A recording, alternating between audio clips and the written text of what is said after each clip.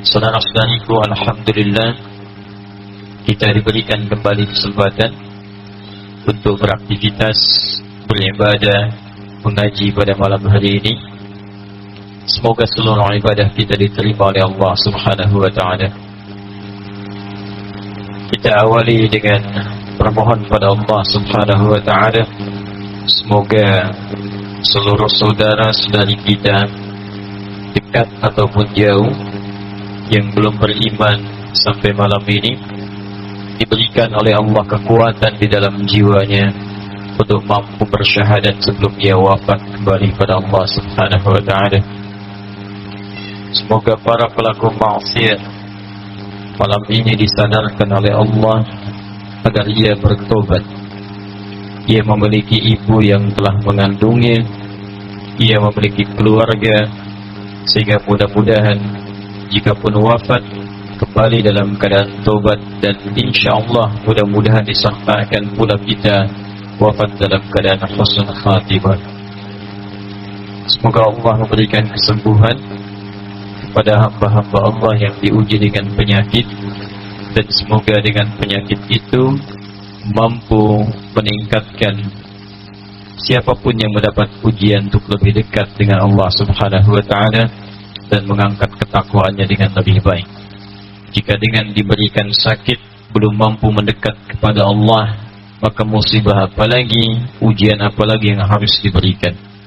Jika dengan sakit keluarga sekelilingnya belum mampu mendekatkan diri dan membangun kerukunan dalam hidup, kadang-kadang sakit itu dititipkan untuk menguji siapa di antara orang terdekat atau jauh yang memberikan perhatian kepadanya.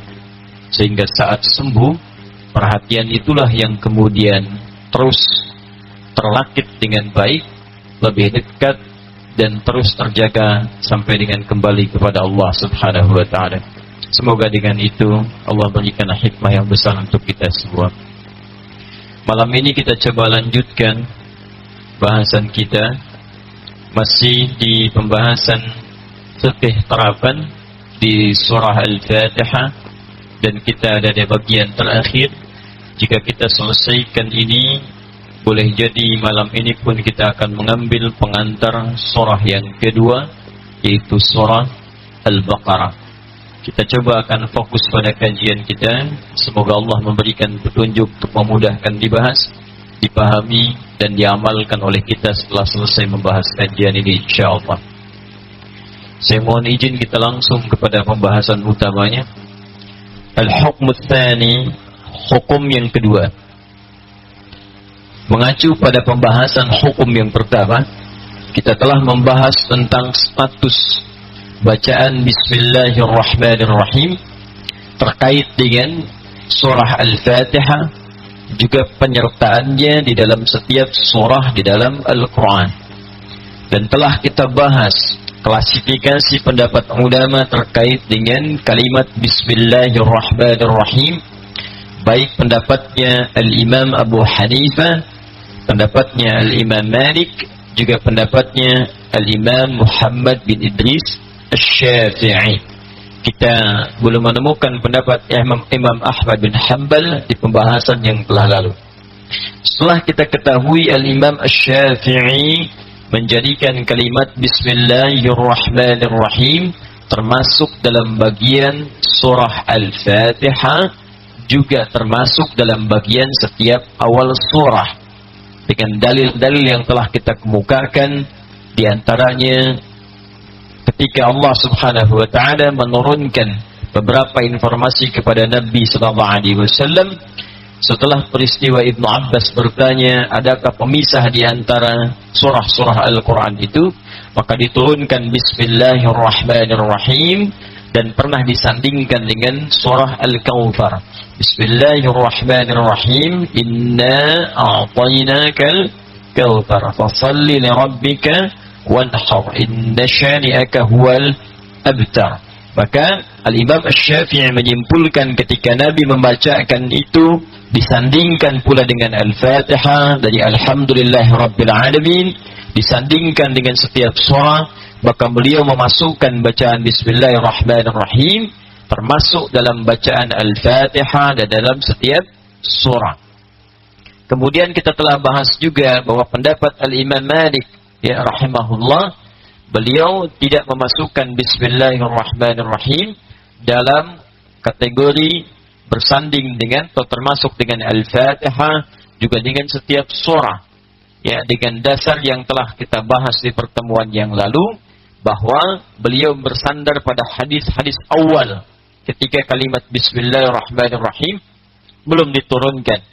Sehingga seringkali terkutip yang mengikutkan pada pendapat beliau hadis-hadis tentang sahabat salat di belakang Nabi sallallahu alaihi wasallam, di belakang Abu Bakar As-Siddiq, Umar bin Khattab, Uthman bin Affan, Ali bin Abi Thalib, dan mereka memulai dengan Alhamdulillahi Rabbil Alamin.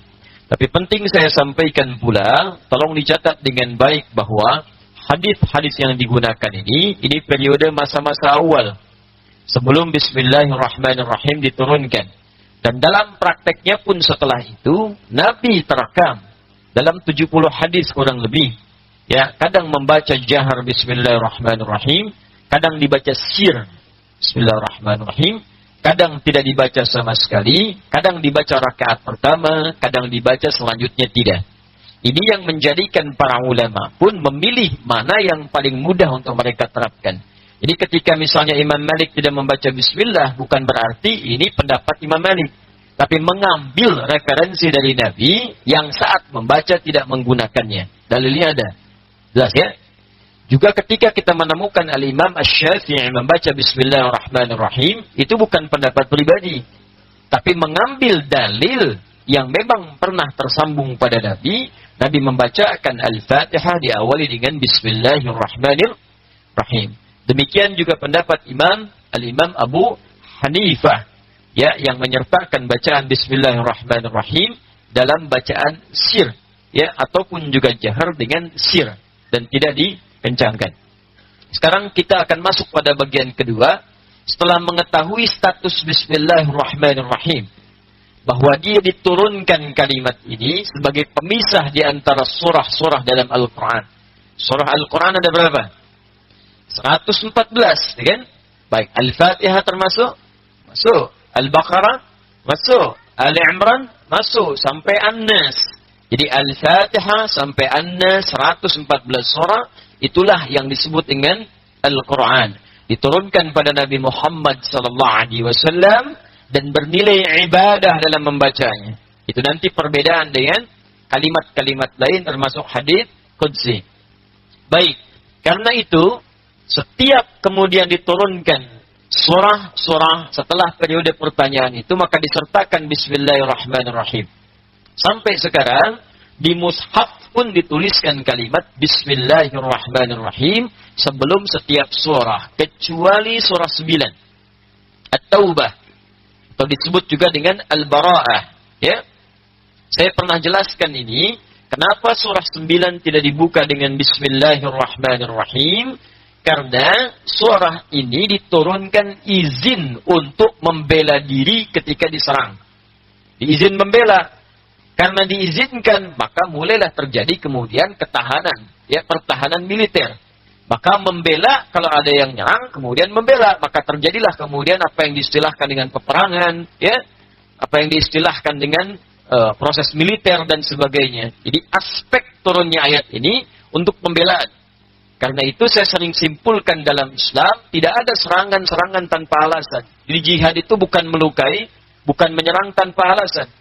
Kalau Anda ngaji dimanapun, menemukan pengajian menyuruh Anda untuk membombardir tempat tertentu, merusak tempat tertentu dengan kerangka jihad, tidak dibenarkan dalam konteks agama, maka tinggalkan kumpulan-kumpulan itu. Boleh jadi itu akan menjerumuskan kita pada nistapa yang lebih dalam. Paham ya? Makanya kalimat dibuka dengan bara'atum minallah.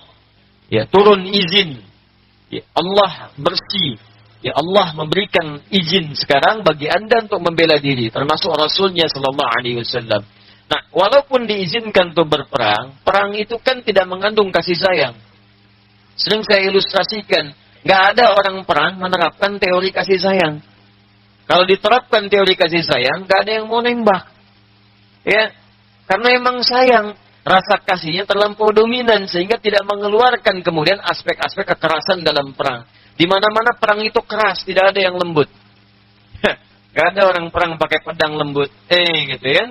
Atau nembak minta izin dulu. Izin tembak ya, nggak ada. Nembak ya nembak. Bom ya bom. Karena memang sifatnya keras, maka tidak diawali dengan kalimat Bismillahirrahmanirrahim. Yang Rahman dan Rahim mengandung unsur sayang di dalamnya. Ini pun menandakan bahwa Allah subhanahu wa ta'ala dengan rahmatnya tidak menyukai pertumpahan darah. Kalau bukan untuk membela diri, tidak akan diizinkan untuk berperang. Saking rahmannya Allah. Saking rahimnya. Karena itu jika ada orang sengaja menumpahkan darah orang lain, itu langsung disebutkan keterangan dalam Al-Quran. Di surah keempat An-Nisa itu, ya di ayat 92-93, seperti orang yang sudah pesan kapling neraka jahanam. Kapling neraka jahanam, bayangkan. وَمَنْ يَقْتُلْ مُؤْمِنًا مُتَعَمِّدًا فَجَزَاؤُهُ جَهَنَّمُ. Siapa yang sengaja merencanakan pembunuhan terhadap orang beriman, satu orang aja, korbannya satu orang, apalagi orang beriman, fajazauhu jahannam, maka dia seperti pesan kapling di neraka jahanam. Khalidan fiha, kekal di dalamnya, enggak akan keluar. Wa ghadiballahu alaihi, 3, dimurkai oleh Allah. Yang keempat, wala'anahu, dilaknat. Yang kelima, wa'adda lahu 'adzaban 'azima. 5 konsekuensinya. Orang beriman mana yang cita-cita masuk neraka jahanam gak pernah keluar. Orang beriman mana yang bercita-cita dilaknat oleh Allah. Orang beriman mana yang bercita-cita, maaf, dimurkai Allah dan dijanjikan azab yang berlipat. Gak akan mungkin ada. Mustahil. Ya karena itu, walaupun diizinkan, sifatnya pembelaan. Supaya tidak tumpah dan muncul madarat yang lebih besar. Karena itulah orang yang membela nilai-nilai kebenaran dan kebaikan dengan niat ibadah, tinggi pahalanya. Dia mengorbankan jiwa untuk maslahat, makanya disebut syahid. Itu ketinggiannya. Ya, tapi kalau tembak orang, bunuh orang walaupun dia meninggal juga, itu konyol namanya. Ya, hati-hati teman-teman sekalian. Jadi fikihnya mesti sampai ke dalam tahap-tahap itu. Supaya kita mengerti mana yang dibenarkan agama, mana yang dilarang. Ya karena itu saya tidak ingin dengar lagi ada bom panci, bom kulkas, bom oven, bom setrika, macam-macam ya. Itu tinggalkan dah. Semoga Allah menghentikan semua itu dan memberi hidayah kepada kita semua dalam kebaikan. Termasuk kalau itu pun awas direncanakan atau dibuat oleh sementara kalangan tertentu untuk menciptakan hal semacam itu. Dosanya lebih besar lagi itu. Lebih besar lagi. Ya karena itu rumus gampangnya kalau ada ajakan-ajakan pada demikian cepat tinggalkan. Tapi menariknya, jumlah surah berapa dalam Al-Quran? 114. Setiap surah ada Bismillahirrahmanirrahim. Sekarang At-Taubah, Al-Bara'ah, tidak ada Bismillahirrahmanirrahim. Berarti jumlah Bismillahirrahmanirrahim ada berapa? 113. Ternyata jumlahnya dalam Al-Quran tetap 114. Satu lagi ditemukan di surah An-Naml yang ayat ke-30 itu.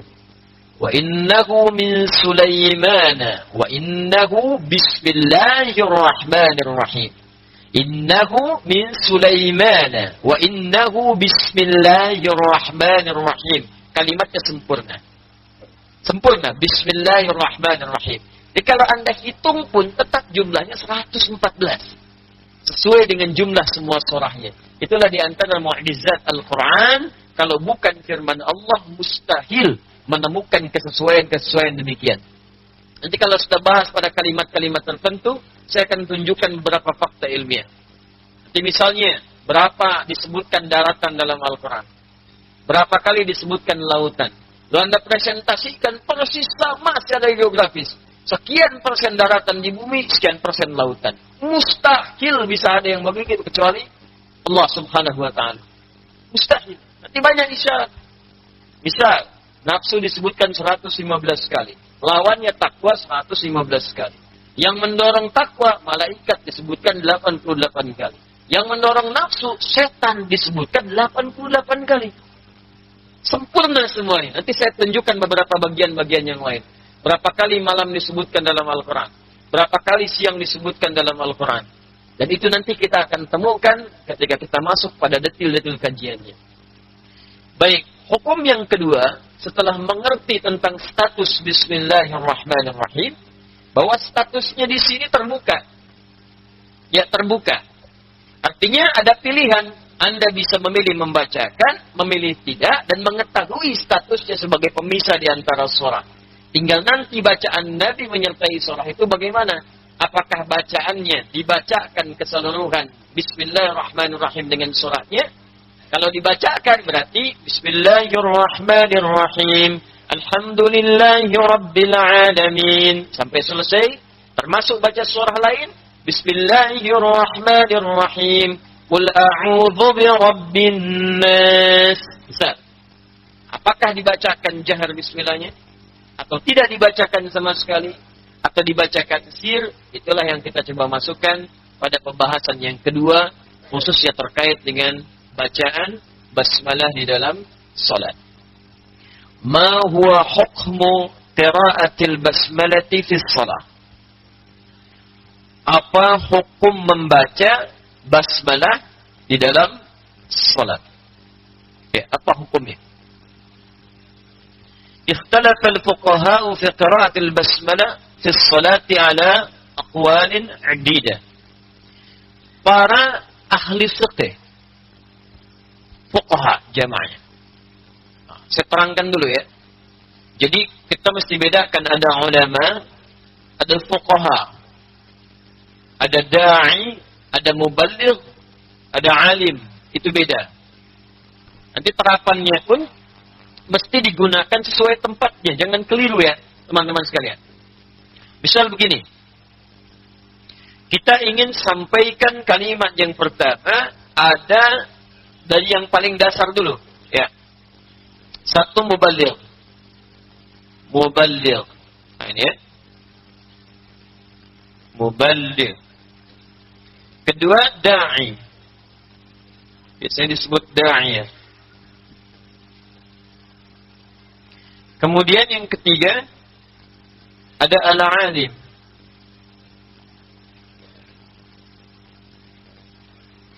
Kemudian yang keempat, kita masukkan faqih. Ya. Nanti ada lagi qadhi. Qadhi.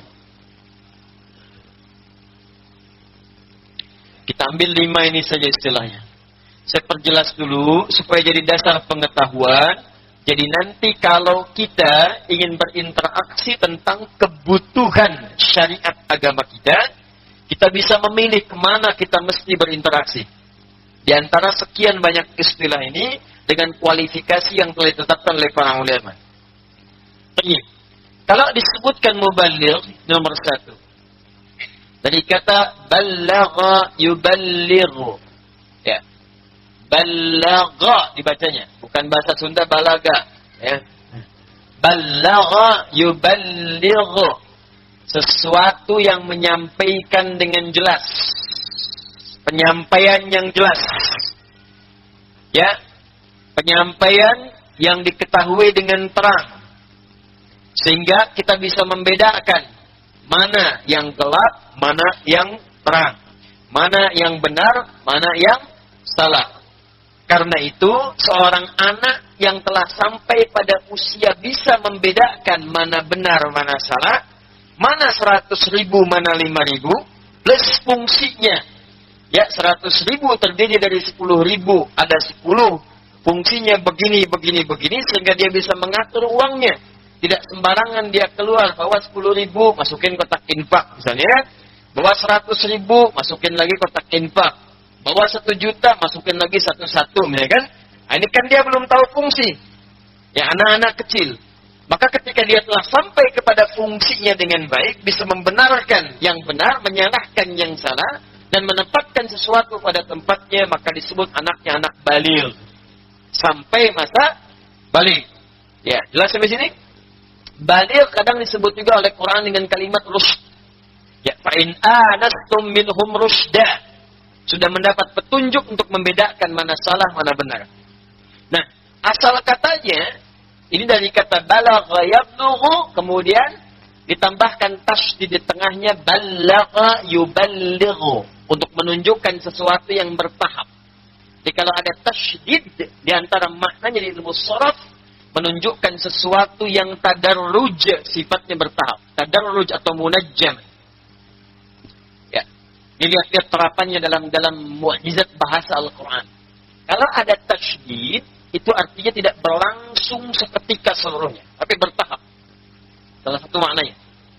Contoh, kalimat hujan saat diturunkan, itu menggunakan tasydid penurunannya. Diturun itu ada anzala yunzilu, menurunkan, ada nazzala yunazzilu. Kalau anzala yunzilu, itu diturunkan sekaligus. Ya, misal, Al-Quran turun dari lauh mahfuz ke langit dunia, keseluruhan. Menggunakan anzala. Malamnya disebut malam Al-Qadar. Inna anzalnahu fi Lailatul Qadar. Diturunkan dari lauh mahfuz ke langit dunia. Dari langit dunia kepada Nabi Muhammad SAW diturunkan bertahap sesuai dengan kebutuhan, hajat, kadang pertanyaan dan solusi. Maka turunlah kurang lebih selama 23 tahun kurang itu. Maka demikianlah ketika diturunkan ke Nabi Muhammad, kalimatnya berubah menjadi nazzala. Buka Quran surah ketiga Ali Imran ayat yang ketiga. Nazzala alaikal kitab bil haq. Kami turunkan kepadamu Muhammad SAW Al-Quran secara bertahap. Supaya kamu tidak sulit menghafalkannya. Supaya tidak sulit menerangkannya. Supaya tidak sulit dan menjadi beban bagi umat ketika menerangkannya. Bagaimana teman-teman ketika turun Al-Quran seluruhnya. 6.236 ayat. Di situ ada puasa, ada sholat, ada haji. Baru masuk Islam sudah mendapatkan semua beban itu. Sulit kita. Beda dengan Taurat yang sedikit, cuma 10 perintah. Beda dengan Injil yang tidak sebanyak Al-Quran. Karena itu Injil kepada Nabi Isa diturunkan langsung, tidak bertahap. Seperti Taurat diturunkan kepada Nabi Musa alaihissalam sebelumnya, langsung tidak bertahap. Karena itu Al-Quran menggunakan nazzala, Taurat dan Injil menggunakan anzala. Teruskan ayatnya. Ali Imran ayat ketiga. Nazzala alaikal kitaba bil haq. Al-Quran. Awas. Musaddiqan lima bayna yadayhi wa anzala Taurat wal Injil. Wa anzala Taurat wal Injil. Demikian ketika Allah menurunkan hujan. Kalimatnya menggunakan tasydid. Buka Quran surah ke-31 ayat 34. Inna Allah 'indahu 'ilmus sa'ah wa yunazzilul ghaith. Hanya milik Allah 5 persoalan. 1. Kapan kepastian terjadi kiamat sampai waktu tepatnya? Sa'ah sering saya ungkapkan bahkan di sini, bahasa Arab sekarang disebut dengan jam. Jam itu ada menitnya, detiknya. Kata Allah yang punya pengetahuan tentang kiamat sampai menit detiknya cuma saya. Makhluk yang lain tidak. Bahkan selevel malaikat Jibril pun yang paling dekat dengan Allah Subhanahu wa taala sampai bertanya pada Nabi Muhammad. Bertanya, kalimatnya minta kepastian karena hari kiamat itu kan ungkapannya banyak di Quran. Ya. Yaumul qiyamah, Quran surah 75. La uqsimu biyaumil qiyamah. Yaumuddin, ayat yang keempat Al-Fatihah, Maliki yaumin, yaumul akhir. Ada semuanya. Tapi kalau menunjuk kepada waktu, itu menggunakan saat. Maka Jibril alaihissalam bertanya pada Nabi Muhammad sallallahu alaihi wasallam setelah bertanya tentang Islam, iman dan ihsan. Di hadis Muslim nomor hadis yang ke-8 dari Abu Hafs Umar bin Khattab radhiyallahu taala anhu.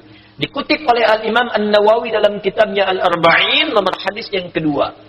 Mata sa'ah, kapan pastinya terjadi kiamat? Apa jawab Nabi? Bal mas'ulu anha bi'a'lama minas sa'il. Yang ditanya tidak lebih tahu daripada yang bertanya. Kan Anda yang lebih dekat dengan Allah Subhanahu wa ta'ala. Di malaikat pun ingin memastikan. Saya saja yang paling dekat dengan Allah, termasuk Nabi Muhammad yang sangat disayang Allah, tidak punya pengetahuan. Maka tidak ada yang memastikan kapan terjadi kiamat. Jadi kalau ada isu-isu tentang hari kiamat, kapan terjadinya, antum tidur saja. Terus saja baca Quran. Ya terus tahajud. Yang ditanya persiapan apa yang kita bawa sebelum itu terjadi. Itu yang paling penting. Ya, saya pernah mendapatkan isu itu tahun 99 dan sepi di Garut itu. Ya, sampai pasar sepi. Karena konon akan terjadi kiamat tanggal 9 bulan 9 tahun 1999. Alhamdulillah ketika melewati hari itu tidak kejadian. Maka muncul isu baru, diundur tahun 2012. Alhamdulillah tidak diundur lagi ke tanggal 20 bulan 2 tahun 2020. Itu tadi.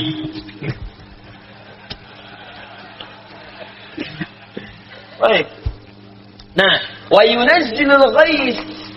Ghais. Dan juga awas, hanya milik Allah kuasa untuk menentukan kepastian bagaimana cuaca diatur. Ghais sekarang ditunjukkan pada hujan.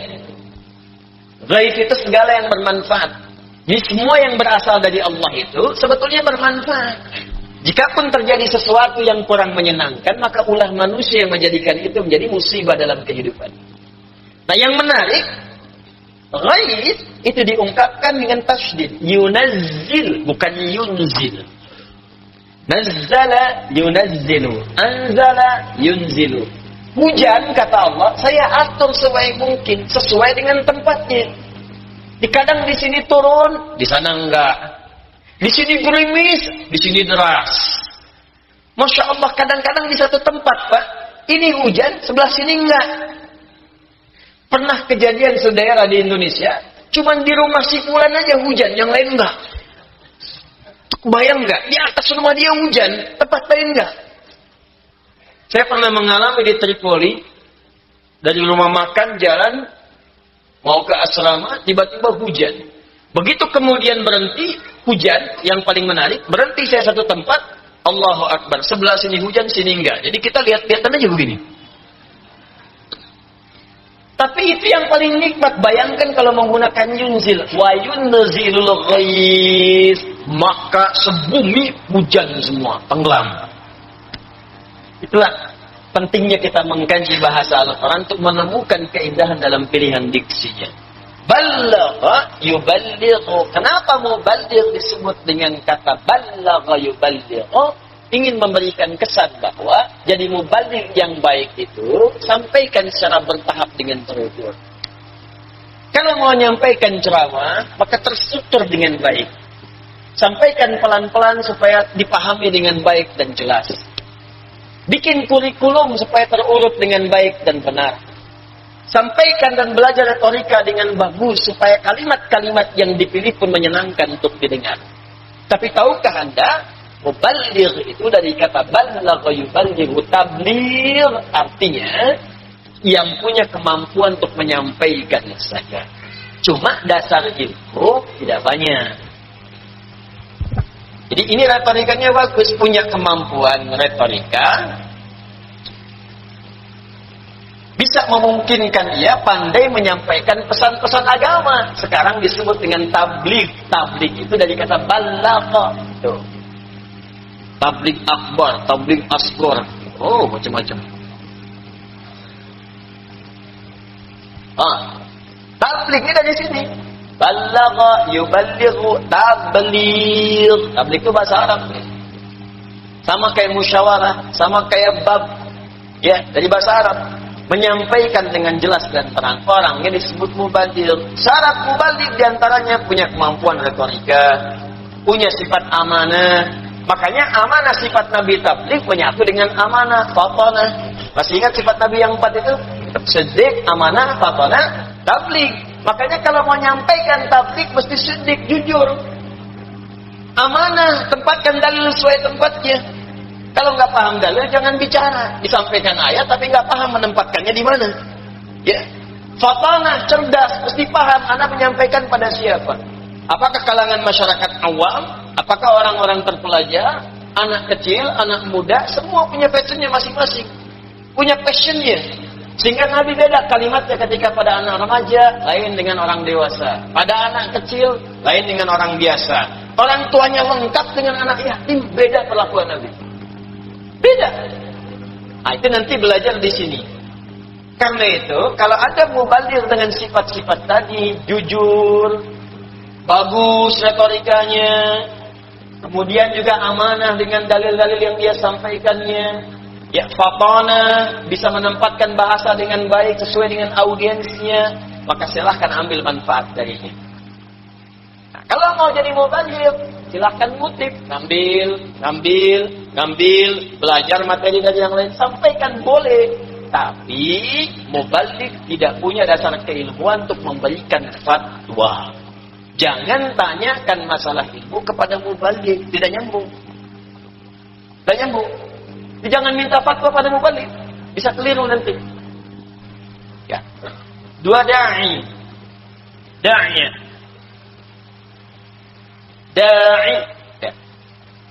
Kalau mubaligh menyampaikan, da'i sudah mengajak.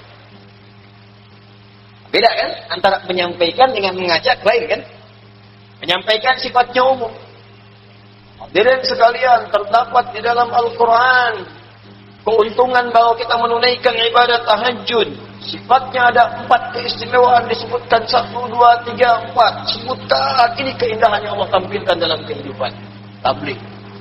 Tapi kalau sudah mengatakan, mari kita tunaikan tahajud, mari kita tunaikan di waktu jam sekian, ambil faedahnya, begini, itu sudah da'i namanya. Kalau sudah masuk kategori da'i, maka turun lagi turunan-turunan di dalam Al-Quran. Di antaranya, dia mesti punya 3 sifat utama yang melekat pada seorang da'i ketika berdakwah. Apa itu? Terdapat di Quran, surah yang ke-6 ayat 125. Ud'u ila sabili rabbika bil hikmah. Satu hikmah. Wal mau'izatil hasanah. Kedua, punya sifat bijak untuk memberikan nasihat. Wajadilhum billati hiya ahsan. Ketiga, punya kemampuan untuk berdiskusi dengan cara yang elegan. Awas, bukan dengan cara yang baik, tapi dengan cara yang paling baik, ahsan. Ada Hasan, ada Ahsan, beda. Pak Hasan, bapak yang baik. Bapak Ahsan, bapak yang sangat baik. Jelas ya? Baik. Teruskan. Jadi, hikmah, satu hikmah. Apa itu hikmah? Hikmah itu punya 2 arti. Satu kadang disebut dengan serupa dengan ilmu. Ilmu. Seperti Luqman diberikan oleh Allah hikmah. Pengetahuan.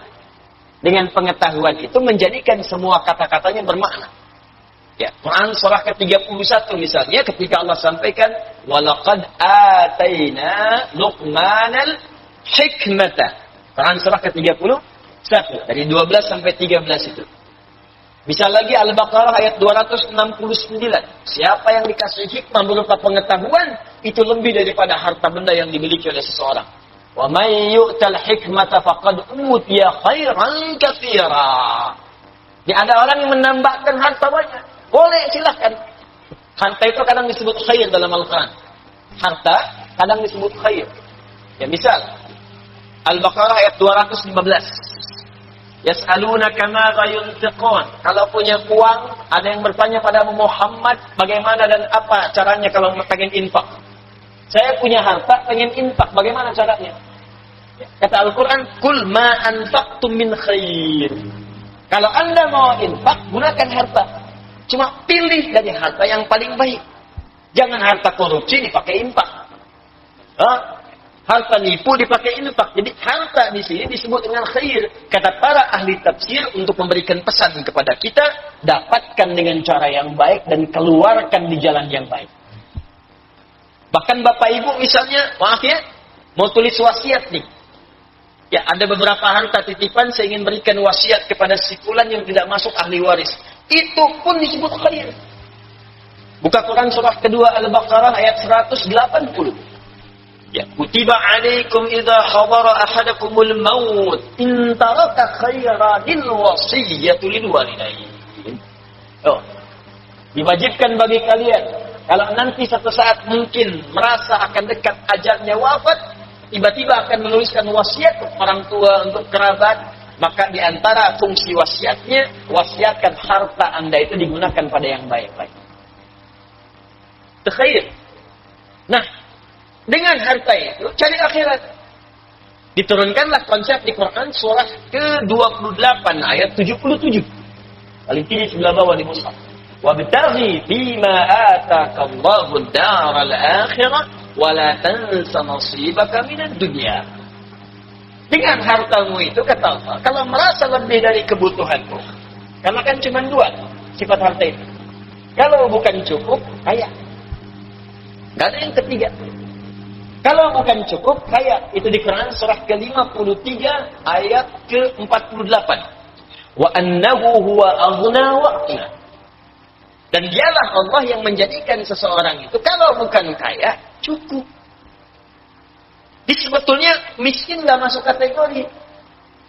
Ya, kalau nggak kaya, cukup. Miskin itu yang tidak pernah merasa cukup, jadi. Jadi kalau nggak pernah merasa cukup, sebetulnya dia miskin. Bahkan saking sayangnya Allah supaya keluar dari kemiskinan, dibantu dengan zakat. Quran surah ke-9 ayat 60. Keluarkan dari miskinnya. Innama shadaqatu lil fuqara wal masakin. Masih merasa miskin, dorong lagi dengan infak. Quran surah 2 tadi ayat 215. Infak untuk orang miskin supaya keluar dari kemiskinan. Makanya di Singapura dan beberapa tempat itu, zakat dan infak itu diberikan kail, tidak harus dalam bentuk ikan. Dilihat bakatnya kemana, ya passionnya apa, diberikan pendampingan, kasih modal selama setahun. Supaya hari ini dia menerima zakat, lusa atau besok depan dia berzakat. Itu konsep dasarnya. Jadi berhasil dia naik. Di sesungguhnya kalau ada kemudian Anda bisa dapatkan cukup, tinggal Anda bekerja mau apa, mau cukup atau mau kaya.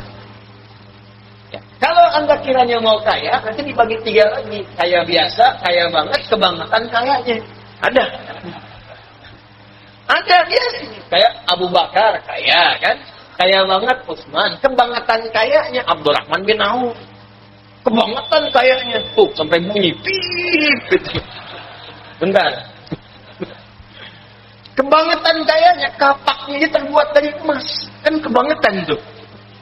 Iya, sepertiga orang Madinah dibebasin utangnya. Sepertiga lagi diutangi untuk modal. Sepertiga lagi disantuni. Datang 600 kafilah unta. Isinya emas semua. Emas, mutiara, perak.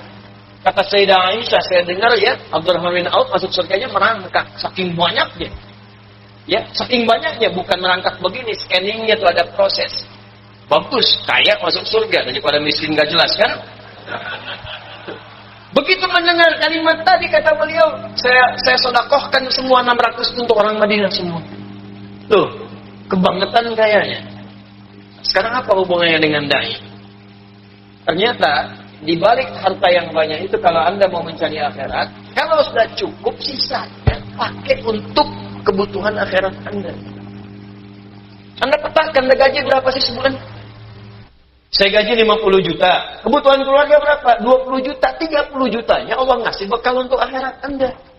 Anda mesti bersaing dengan orang yang Anda anggap miskin itu. Ternyata dia bukan miskin, cukup. Saking cukupnya dia bisa puasa Senin Kamis.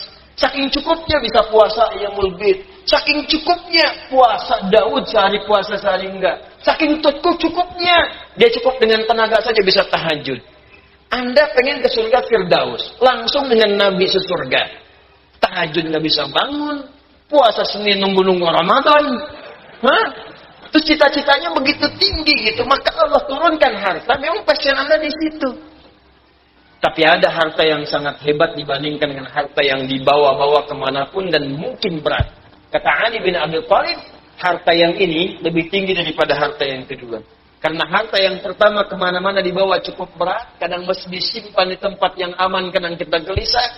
Tapi harta yang kedua ini sama-sama disebut dengan hikmah, sama-sama disebut dengan khair, tapi nilainya tersimpan di tempat yang meringankan kemanapun dia pergi. Apakah nama harta itu? Dan sampai kepada kalimat faqih kita bahas, kita akan teruskan setelah menunaikan salat Isya berjamaah. Assalamualaikum warahmatullahi wabarakatuh. Alhamdulillah, wassalatu wassalamu ala rasulillah wa ala alihi wa sahbihi wa badwalah wa ba'du. Jemaah sekalian, kita telah menunaikan salat Isya berjamaah. Semoga salat kita diterima oleh Allah Subhanahu wa taala. Alhamdulillah, Allah mengabulkan sebagian dari doa yang kita mohonkan sebelum kita ta'lim tadi. Di antaranya kita memohon kepada Allah semoga di antara saudara-saudari kita dekat ataupun jauh yang belum beriman, seyogyanya kita bermohon semoga Allah kuatkan jiwanya untuk bersyahadat sebelum ia wafat. Saya masuk tadi menerima informasi bahwa ada di antara saudari kita yang ingin berucap syahadat di malam hari ini. Baru sampai kepada kami datanya. Boleh disambungkan langsung saja supaya kita bisa mempercepat. Nggak usah nengok ke sana, nggak ada hot di sana. Pokoknya kalau ikhwan pasti di meja di sini. Kalau Ahmad di tempat khusus yang antum hanya dengar suara. Ya, supaya dia bisa kuat untuk bersyahadat dan tidak terganggu dengan wajah-wajah antum itu. Ya. Bismillah. Bisa tersambung dengan Ibu Tasmina. Assalamualaikum Ustaz. Masyaallah. Waalaikumsalam warahmatullahi wabarakatuh. Baik. Alhamdulillah. Ibu, saya mohon izin bacakan dulu Ibu ya. Sebagian dari data yang saya terima. Ibu betul bernama Tasmina? Betul Ustaz. Alhamdulillah. Sebentar saya ingin tegaskan dulu ya. Ini ibunya ada di satu ruangan khusus di sini. Ya, jadi ini bukan kayak acara TV orang di mana kita. Memang sudah ada di sini ya. Alhamdulillah. Nanti kalau sudah selesai semoga beliau diberikan sifat istiqamah. Ibu perempuan agama asal dari Katolik Ibu ya? Betul Ustaz. Baik. Ibu dari lahir di Lubuk Linggau 1 Juni 1979. Alamat sekarang dari Depok Ibu betul? Ya betul Ustaz. Baik. Ibu sudah yakin untuk bersyahadat? Insya Allah yakin Ustaz. Baik, saya tidak akan tanya kembali. Saya punya keyakinan kuat Ibu insya Allah sudah mantap, sudah belajar juga. Hanya saya ingatkan saja dengan cepat bahwa kalau sudah bersyahadat, Ibu komitmen untuk menunaikan semua ketentuan dalam Islam ya. Insya Allah. Baik, ibadahnya, akhlaknya, perilaku yang baik. Juga yang paling penting membangun hubungan baik dengan orang-orang di sekitaran kita, khususnya keluarga. Ibu siap saya pandu pelan-pelan? Iya Ustaz. Baik. Ibu pelan-pelan saja apa yang saya ucapkan Ibu ikuti dan mohon diucapkan dengan hati sehingga muncul keikhlasan dan ridha Allah yang diberikan kepada Ibu khususnya dan kita semua umumnya insyaallah. Ibu ikuti saya. Bismillahirrahmanirrahim. Bismillahirrahmanirrahim. Ashhadu alla ilaha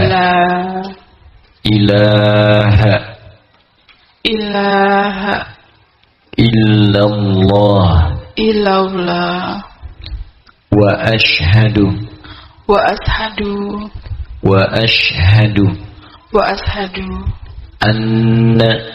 anna Muhammadan Rasulullah. Saya bersaksi bahwa tidak ada Tuhan yang layak disembah dan dipertuhankan kecuali hanya Allah. Dan saya bersaksi Saya bersaksi dengan sesungguhnya dengan sesungguhnya bahwa Nabi Muhammad Nabi Muhammad adalah utusan Allah yang terakhir. Alhamdulillahirabbil alamin. Alhamdulillahirabbil alamin. Hamdan syakirin, hamdan na'imin, hamdan yuwafi ni'amahu yukafi mazidah. Ya Rabbana lakal hamdu wa lakal syukru kama yanbaghi li jalali wajhikal karim wa li 'azimi sultanik. Allahumma nusalli wa nusallimu ala rasulika al-mustafa nabiyyina Muhammad sallallahu alaihi wasallam.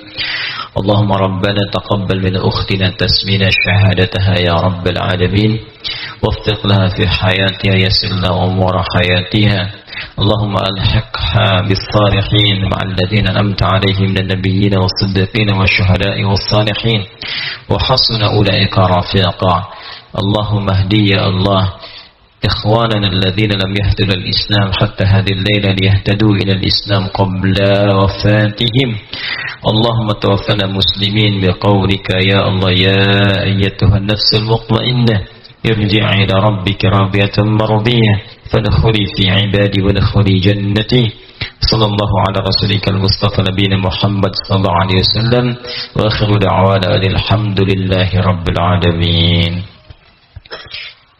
Ibu sekarang sudah masuk Islam? Alhamdulillah Ustaz. Ibu sudah muslimah ya Bu ya? Baik. Selamat Ibu, insyaallah di sini ada saudari-saudari Ibu banyak yang baru. Ibu bisa belajar lebih baik lagi dan kita tidak tahu Bu ya kapan kita kembali kepada Allah Subhanahu wa taala. Jadi Ibu istiqomah, pertahankan keislamannya. Amin. Dan mudah-mudahan Ibu bisa turunkan juga kepada anak-anak dan diberikan hidayah. Amin. Untuk bisa memeluk Islam insyaallah. Baik, terima kasih Ibu. Saya mohon izin melanjutkan dulu ta'lim. Baik, dan Ibu bisa insyaallah menghubungi akhwat di panitia, para Ibu DKM yang bisa mendampingi Ibu selama ta'lim ini. Ya, terima kasih Ustaz. Baik Ibu, terima kasih. Baik, kita lanjutkan teman-teman sekalian. Bismillahirrahmanirrahim. Kita telah sampai pada klasifikasi dan kualifikasi beberapa penamaan dalam Islam terkait dengan tugas-tugas pokok dalam penyampaian misi syariat. Pertama, kita telah bahas tentang mubaligh yang punya tugas untuk menyampaikan pesan-pesan dalam syariat dalam bentuk ceramah itu dengan karakteristik yang telah kita bahas bersama, punya kemampuan retorika yang bagus. Retorika itu sekarang mesti standar.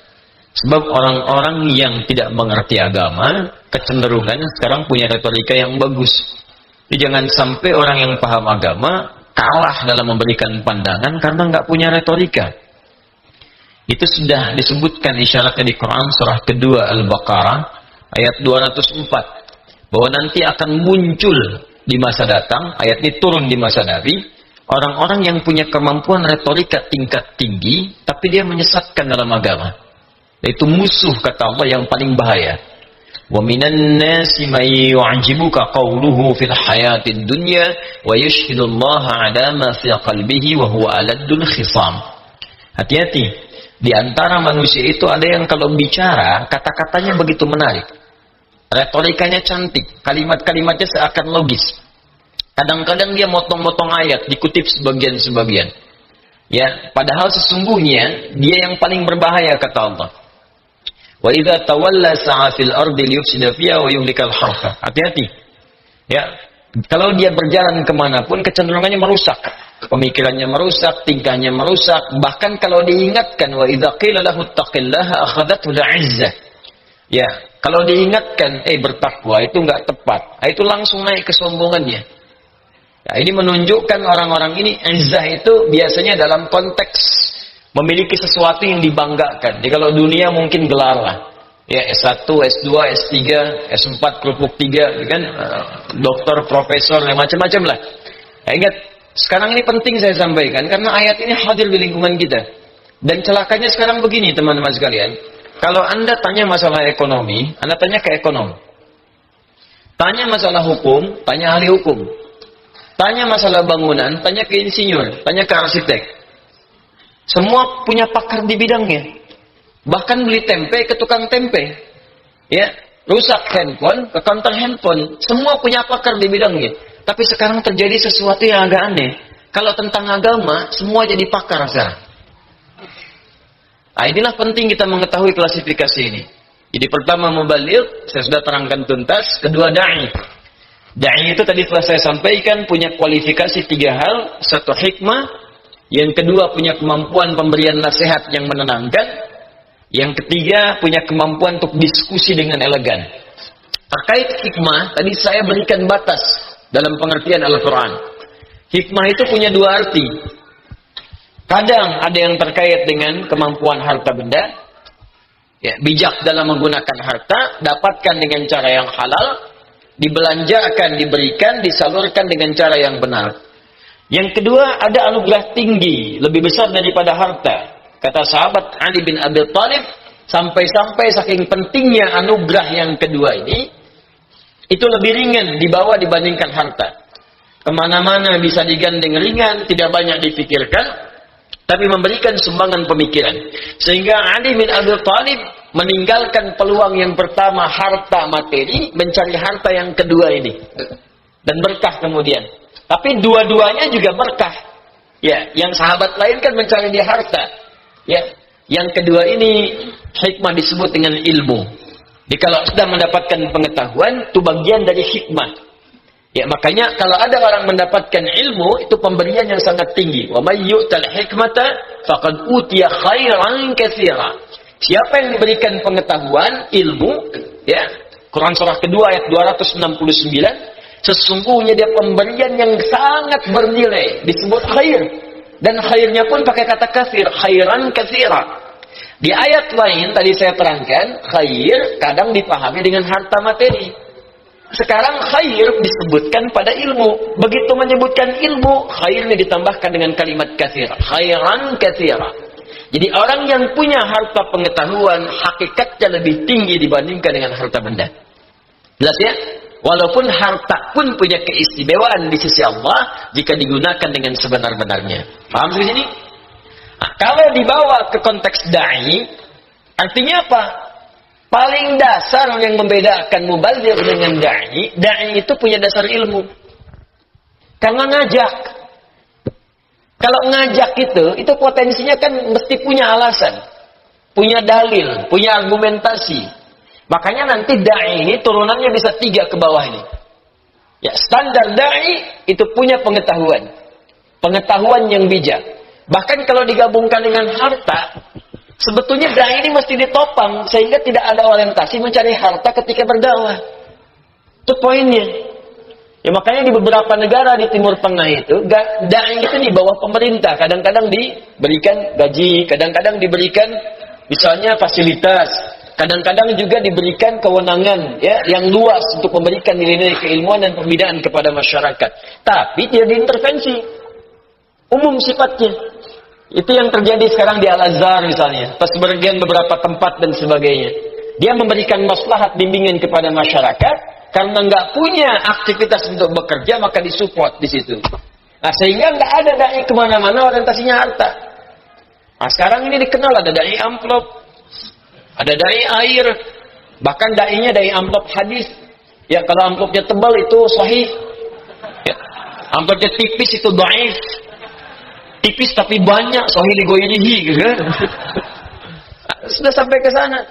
Ada da'i tipikal air. Ya, kalau yang bagus itu seperti air hujan. Jadi semua dinaungi, gak peduli rumput, gak peduli apa, datang aja. Ada mata air, sudah nggak sanggup kemana-mana, nggak bisa safari, tapi orang datang banyak ke situ. Ikhlas dia. Ada air pam, kalau tagihan nggak dibayar nggak ngalir. Nah, ini dari awal udah minta tarif itu yang bahaya itu, ya, dan seterusnya. Nah, ini kita coba doakan lah ya, dijaga daya-daya kita supaya lebih dekat dengan Allah Subhanahu Wa Taala.